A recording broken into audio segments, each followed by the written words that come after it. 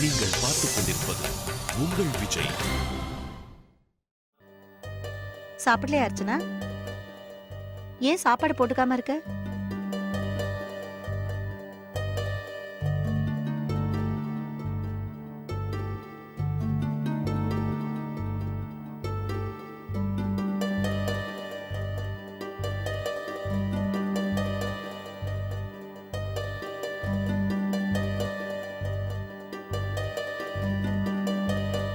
அர்ச்சனா, ஏமா சாப்பிடாம உட்காந்துருக்க?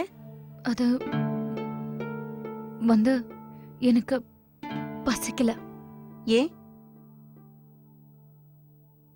அது ஒண்ணும் இல்ல, எனக்கு தலைவலிக்குது. அடடா, ஏமா முதல்லயே சொல்லல? இப்ப கிளைமேட் வேற ஒரு மாதிரியா இருக்குல்ல. சரி போமா, உன் ரூம்ல போய் ஓய்வு எடுத்துக்க. உனக்கு சுட சுட பால் கொடுத்து அனுப்புறேன். என்ன? இல்ல அதெல்லாம் வேண்டாம். அண்ணி நீங்க போங்க, இதெல்லாம் நான் பாத்துக்கிறேன். நீ போமா.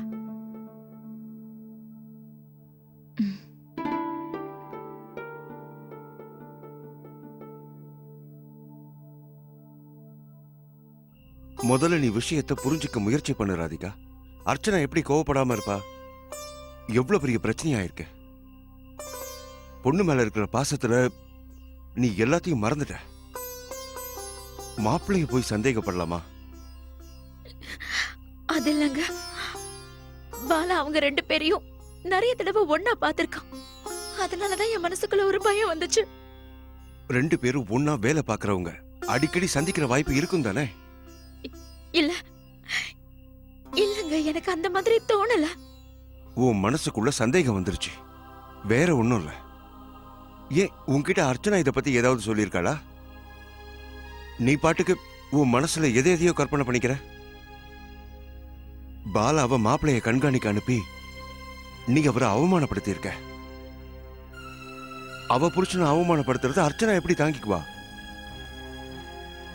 அவளுடைய கண்கள் மாப்பிள முன்னாடி அவமானத்தால துடிச்சிருக்காதா? அர்ச்சனாக்காக தானே இதெல்லாம் பண்ண. எனக்கு தெரியும். ஆனா என்னாச்சு? மாப்பிள அர்ச்சனாவை தானே தப்பா நினைச்சிட்டு இருக்காரு. அவங்க ரெண்டு பேருக்கும் நடுவுல வந்திருக்கிற விரிசல் எப்படி சரியாகும்?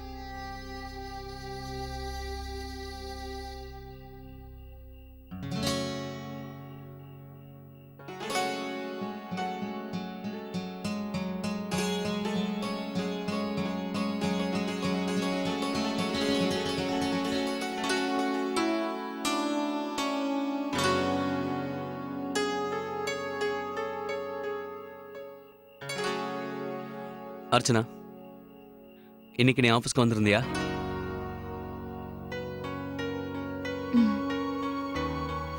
அப்பயே என்ன பார்க்காம போயிட்ட.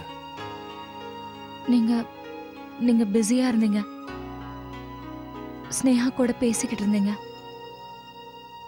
அதான் உங்களை டிஸ்டர்ப் பண்ண வேண்டான்னு வந்துட்டேன். அப்படியா? நான் என்ன அந்த அளவுக்கு பிஸியா இருந்தேனா? வெளியில இருந்து அப்படியே போயிருக்க? இல்ல நான் அந்த அர்ச்சனா, நீ தான் ஸ்னேகாவை மீட் பண்ணுன்னு சொல்லிட்டு இருந்தல, வந்தவ அவளை பார்த்துட்டு போயிருக்கலாமே, ஏன் அப்படியே போயிட்ட? ஆக்சுவலா நீ உள்ள வந்திருக்கலாம், ரெண்டு பேருக்கும் இன்ட்ரா கொடுத்துருப்பேன். இதைத்தானே நம்ம ரெண்டு பேருமே விரும்பினோம். ஆனா உன் மனசுல என்ன இருக்குன்னு தான் என்னால புரிஞ்சுக்கவே முடியல. கார்த்திக், நான் அங்க உங்களை பார்க்க தான் வந்தேன். கொஞ்ச நேரம் நாம ஒன்னா இருக்கலாமேங்கிற ஆசையில தான் வந்தேன். நடுவுல என்னென்னமோ நடந்துடுச்சு. அதுவும் முக்கியமா பாலா நான் செஞ்ச காரியத்துக்கு அப்புறம் நாம ரெண்டு பேரும் பேசணும்னு தோணுச்சு. இல்லைன்னா நமக்குள்ள இருக்கிற பிரச்சனை அதிகமாயிடும். ஆனா நீங்க ஸ்னேகாவோட மீட்டிங்ல இருந்தீங்க, அதான் நான் திரும்பி வந்துட்டேன். நம்ம ஸ்னேகா போனதுக்கு அப்புறமா கூட உட்காந்து பேசிருக்கலாமே. அர்ச்சனா, நீ என்கிட்ட பேசணும்னு வந்த, ஆனா அங்க வந்து என்ன பார்க்காமே போயிட்ட. அப்புறம் எதுக்காக நீ வந்த? அப்படி திரும்பி வந்ததுக்கு பதிலா நீ யாராவது வேலைக்காரங்கிட்டயே சாப்பாடு கொடுத்து அனுப்பிச்சிருக்கலாம். இல்ல உழவு பாக்குறதுக்கு நீயே நேரடியா வந்திருந்தியா? என்ன பாலதான் என்கிட்ட கையும் களவும் மாட்டிக்கிட்டாரே. கார்த்திக், நான் அந்த மாதிரி எதுவுமே பண்ணல. அப்ப பாலா யார் சொல்லி என்ன ஃபாலோ பண்ணாரு அர்ச்சனா? நீ அனுப்பலனா வேற யார் அனுப்புனாங்க? சொல்லு. என் மேல நம்பிக்கை இல்லாதவங்க வேற யாரு? கார்த்திக், நீங்க தயவு செஞ்சு என் மேல இவ்வளவு பெரிய பழிய போடாதீங்க. அப்படின்னா உண்மையை சொல்லு. நடந்ததை பத்தி நான் வேற என்ன நினைக்க முடியும் அர்ச்சனா? நீ எதுக்காக இப்படி பண்ண? உனக்கு தெரியாது அர்ச்சனா, நீ என் மனசு எவ்வளவு புண்படுத்திருக்கு தெரியுமா? நான் உன்கிட்ட எல்லாத்தையும் எடுத்து சொல்லலான்னு தான் இருந்தேன். ஆனா நீ எனக்கு வாய்ப்பே கொடுக்கல. அப்படியே வாய்ப்பு கிடைச்சப்ப நீ என்ன புரிஞ்சுக்க தயாராவே இல்ல அர்ச்சனா.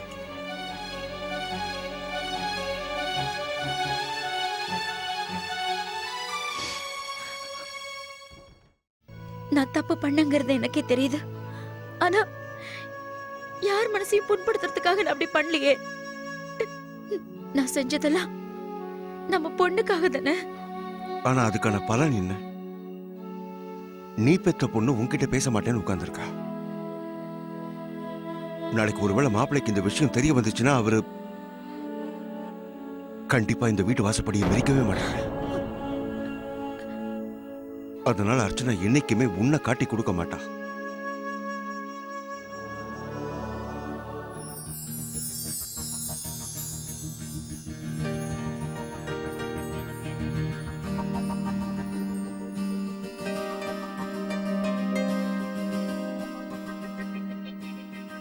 ஆனா இது ஏற்கனவே பண்ண மாதிரி இருக்கு. கார்த்திக் தெளிவா சொன்னாரே, போன தடவை பண்ண டிசைனோட சாயல் இந்த தடவை இருக்க கூடாதுன்னு.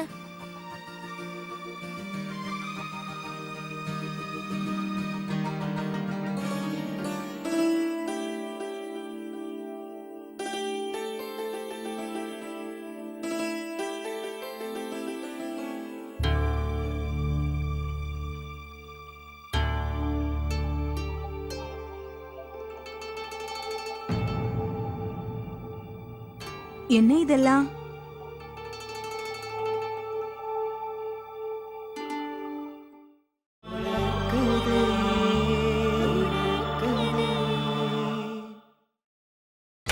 நீங்கள் பார்த்துக் கொண்டிருப்பது உங்கள் விஜய்.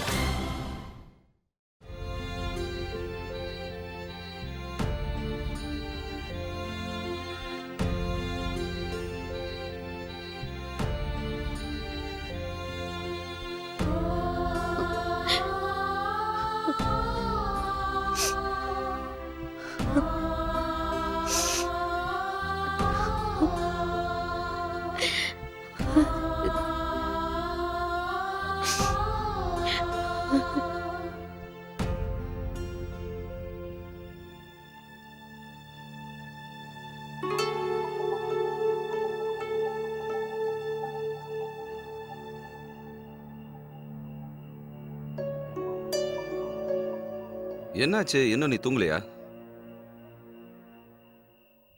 அது எனக்கு தூக்கம் வரல, அதான்.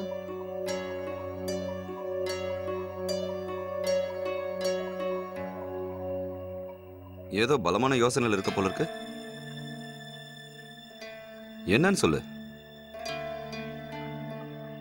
அதெல்லாம் ஒண்ணும் இல்லைங்க. நீங்க இப்ப படுத்து தூங்குங்க, நம்ம காலையில பேசிக்கலாம். பரவாயில்ல சாந்தி, இப்பவே சொல்லு. எதுவா இருந்தாலும் நம்ம இப்பவே பேசிடலாம். அது வந்து, நான் அர்ச்சனா கார்த்திகை பத்தி தான் யோசிச்சுட்டு இருக்கேன்.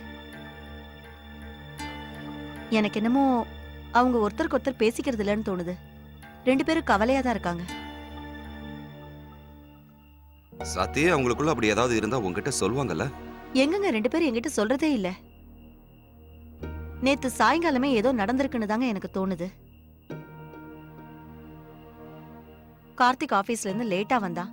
எதுவும் சாப்பிடாம அப்படியே போய் தூங்கிட்டான். அர்ச்சனா என்னவோ திடீர்னு அம்மா வீட்டுக்கு கிளம்பி போனா. வந்தனாவுக்கு உடம்பு சரியில்லை, அதனாலதான் அர்ச்சனா போனான்னு கார்த்திக் சொல்றான்.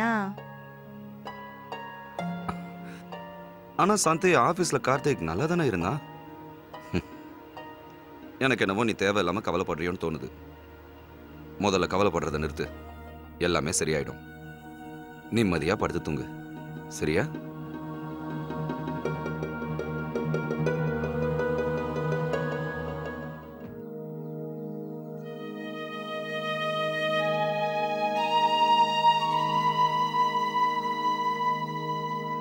அக்கா,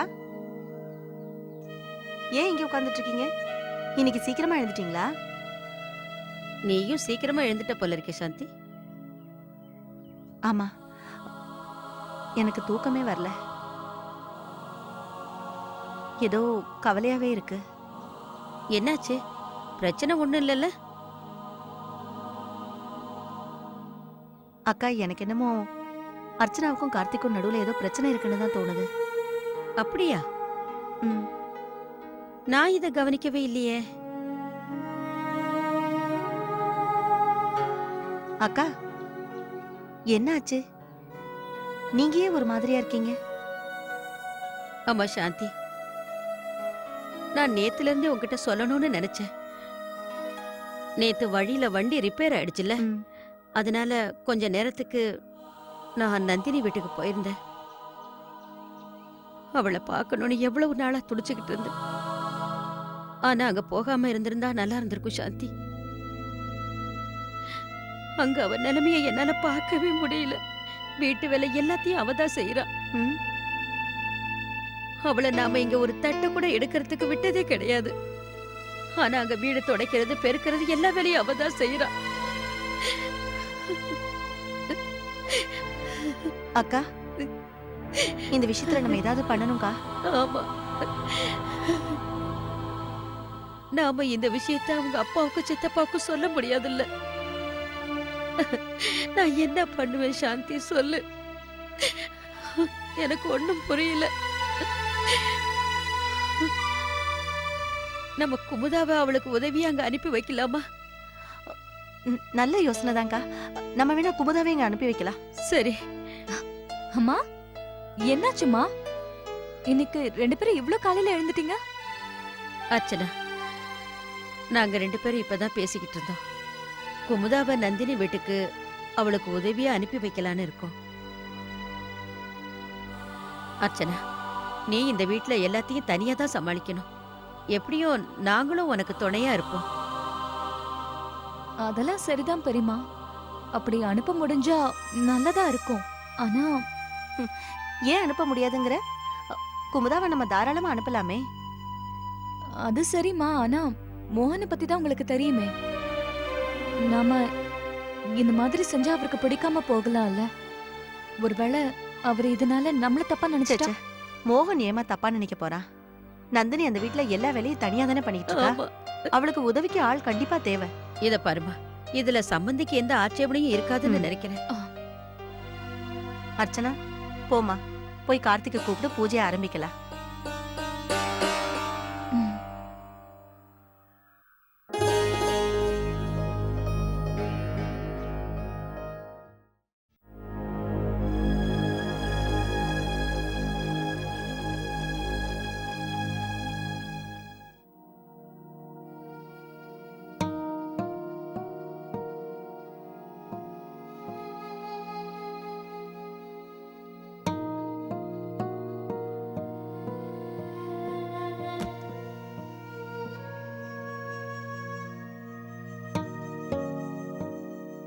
தள்ளுங்க, நான் பாக்குறேன். அங்கதான் வச்சிருக்கேன். வேண்டாம், நானே எடுத்துக்கிறேன்.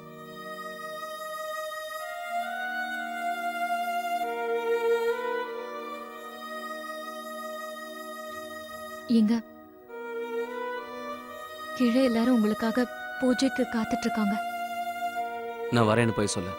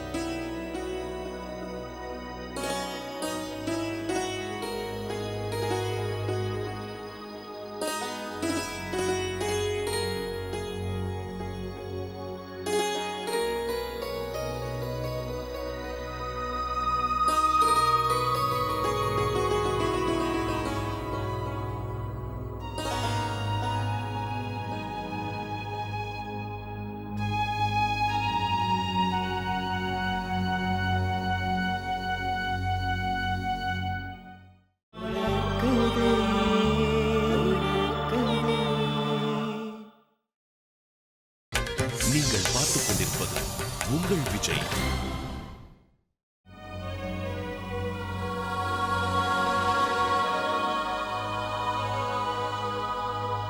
ஏற்பாடெல்லாம் பண்ணியாச்சா? பண்ணியாச்சுண்ணா. என்ன எங்கேயாவது வெளியில கிளம்புறீங்களா? ஆமா, அகமதாபாத். அங்க எங்களுக்கு புது கிளையண்டோட மீட்டிங் இருக்கு. நான் கிளம்புறதுக்கான ஏற்பாடுகளை பண்ணிடு. சரி, இப்பவே கிளம்புறீங்களா? ஆமா, வரத்துக்கு 2 நாள் ஆகும். சரிங்க. அப்பா, இப்போ புது டிசைன்ஸ்க்கான புது ஆர்டர் வந்திருக்கே, அதுக்காகவா போறீங்க? ஆமாப்பா, இந்த வேலையை நாம எவ்வளவு சீக்கிரம் முடியுமோ அவ்வளவு சீக்கிரம் ஆரம்பிச்சா நல்லதுன்னு நினைக்கிறேன். நான் போய் அவரோட துணிமணிலாம் பேக் பண்றேன். அம்மா ஒரு நிமிஷம். உங்களுக்கு சரின்னு பட்டுச்சுன்னா நான் வேணா போயிட்டு வரவா?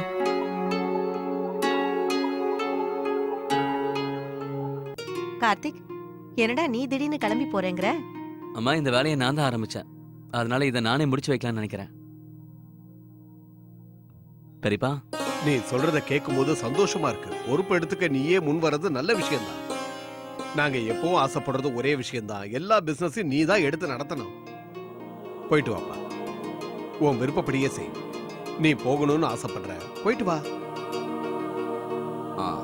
நீ ஒரு வேலை பண்ண, போகும்போது உன் கூட அர்ச்சனாவையும் கூட்டிட்டு போயேன். 2 நாள் அவளும் அங்க ஊரெல்லாம் சுத்தி பாப்பால. நான் சொல்றது சரிதானே?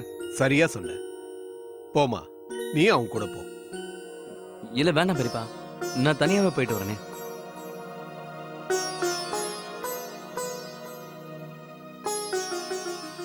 நீங்க தானே அடிக்கடி சொல்லுவீங்க, வேலை செய்யும் போது கவனம் வேலையில தான் இருக்கணும்னு. அது மட்டும் இல்ல, நான் நாள் பூரா மீட்டிங்லயே பிஸியா இருக்க போறேன். இவன் மட்டும் அங்க பாவம் தனியா எப்படி இருப்பா? இவன் சொல்றதும் சரியாதான் இருக்கு. நான் உன்னை கவனிச்சுக்காவா வருவான்னு நினைச்சேன். சரி, பரவாயில்ல, நீ மட்டும் போயிட்டு வா. அப்படின்னா சரி கார்த்திக், நீ கிளம்புறதுக்கான ஏற்பாடுகளை கவனி. ம். நாங்க ஆபீஸ்க்கு கிளம்புறோம். வாங்க, நான் போலாம். வாங்க.